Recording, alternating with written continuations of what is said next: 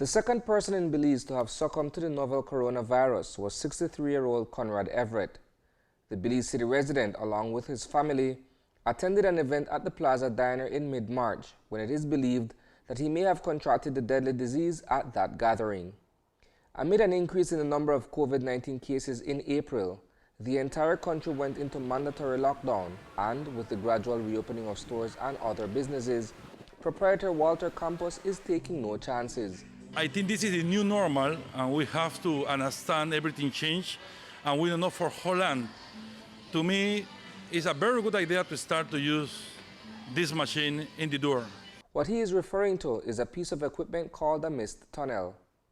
Much like a metal detector, customers are now required to pass through the machine where they are disinfected prior to entering the building. This is a disinfection tunnel, and what we have done, we have used high-grade material for the outdoors, and it's a misting process that what it does, it mists disinfectant. The product is from hydrogen peroxide mixed with peracetic acid at very, very low concentration, but are effective against the coronavirus.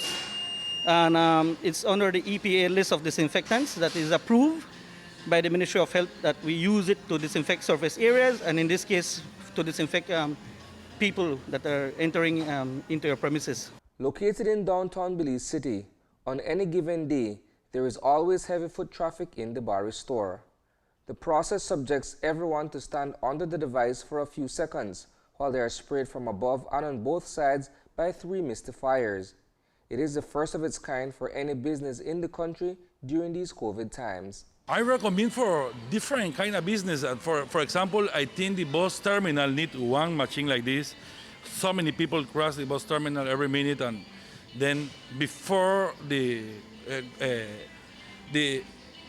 people reach the bus, have to maybe disinfect the whole self.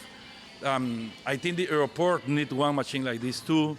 All the restaurants, all retail business, I think, have to start to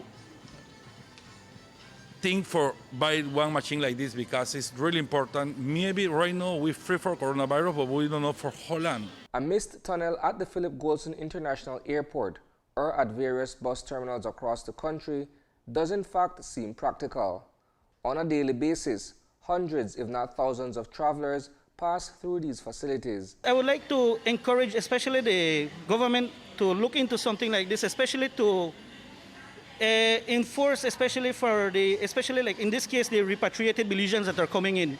It's something that to be looked into so that the disinfection starts from the people coming from the airplanes into our country, the luggage, and even our students. There is also a proposal for a device such as this to be installed at all schools.